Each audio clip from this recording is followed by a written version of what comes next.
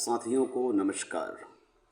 आज हम यह बात करने जा रहे हैं बोर्ड परीक्षा हिंदी विषय मूल्यांकन के लिए हमारे लिए क्या क्या बिंदु महत्वपूर्ण हो सकते हैं।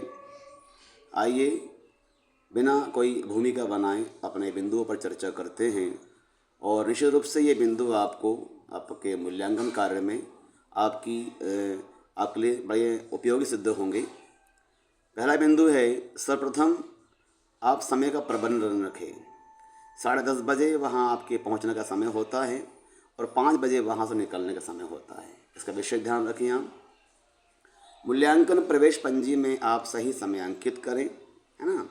अपने विषय हेड और डिप्टी की बातों को गंभीरता से सुने और उनका पालन करें। आगे लिखा है, तनाव लेकर मूल्यांकन कार्य बिल्कुल ना करें, इसका मूल्यांकन पर विपरीत प्रभाव पड़ता है। मूल्यांकन कार्य प्रारंभ करने से पहले प्रश्न पत्र को ठीक से पढ़ें, वैकल्पिक प्रश्नों की उत्तरमाला और बोर्ड द्वारा निश्चित किए गए मेमोरेंडम का अध्ययन करें। इससे आपको मूल्यांकन करने में सहायता होगी। मूल्यांकन उत्तर पुस्तिका में उत्तर की समाप्ति पर बाएं तरफ अंक दें। ठीक है। मूल्यांकन उत्तर पुस्तिका के प्रत्येक प्रश्न को पलटना आवश्यक है। ठीक है, ये ध्यान रखना है हमें विशेष रूप से। खाली पृष्ठ पर लाल स्याही से लकीर खींचें, अर्थात खाली पेजों को आप काटें। इस प्रकार सही उत्तर के लिए आप अंक देते हैं, उसी प्रकार गलत उत्तर के लिए भी आप 0 अंक दें।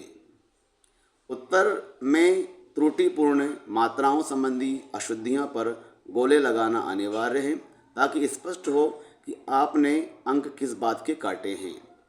इस बात का ध्यान रखा जाए कि कैजिंग और पेजिंग के अंकों में अंतर ना हो। कई बार जल्दबाजी में हम, है ना, 12 नंबर को 22 अंक अगले पृष्ठ पर लिख देते हैं, फिर पूरी कॉपी में ढूंढते फिरते हैं गलती कहाँ पर हुई है।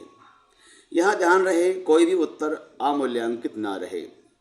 80 अंक के प्रश्न पत्र में 27 अंक या फिर 26.5 अंक से उत्तीर्ण होना रहता है, अतः किसी भी बच्चे को 25 अंक तक लाने पर उसे 27 अंक दिए जाएं या किए जाएं। अब कैसे करना है ये आपके ऊपर निर्भर करता है ना। उसके निबंध में, प्रार्थना पत्र में, व्याख्या में या परिचय में या फिर जो उसका आपठित गद्यांश है उनमें कुछ करके इस प्रकार से आप 27 अंक करें या फिर 25 अंक तक उसे ना ले जाएं, आपके लिए ज़्यादा अच्छा रहेगा। 75 अंक से ऊपर वाली कॉपियों का बोर्ड पुनः परीक्षण करता है, अतः सावधानीपूर्वक अंक दें। किसी भी स्थिति में कॉपी में केवल 0 अंक ही ना हो, क्योंकि भाषा में बच्चा कुछ तो लिखेगा तो उसे 0 अंक ना हो, कहीं ना कहीं उसे अंक प्राप्त अवश्य हो। ये प्रयास रहे हमारा। मूल्यांकन के बाद जो हम शीट भरते हैं उस शीट को भी जरा आप सावधानीपूर्वक भरें। उसमें अंकों में किसी प्रकार का असमंजस या कन्फ्यूजन ना हो। जैसे कई बार हम 3 अंक बना देते हैं, उसे अधिक घुमा देते हैं, ठीक है, तो वो 3 अंक हमें 8 जैसा दिखता है। इस बात की विशेष हम ध्यान रखेंगे। अमूल्यांकित बंडल पर यदि मान लीजिए आपने कॉपियाँ आज 30 कॉपियाँ जांच दी हैं और 15 कॉपियाँ और इशू करवा लिए और समय हो गया पूरा, कॉपियाँ आपकी कोई जच नहीं पाई, तो अब वहाँ आपका बचा हुआ अमूल्यांकित बंडल है जिस पर आप अपना नाम लिखें, अपने क्रमांक लिखें, उसको अच्छे से बांध कर, और जो भी आपको डॉकेट क्रमांक का बंडल दिया गया था या आपको जो कट्टा दिया गया था, जो बोरा दिया गया था, उसी में वापस, है ना, क्रम से रखें।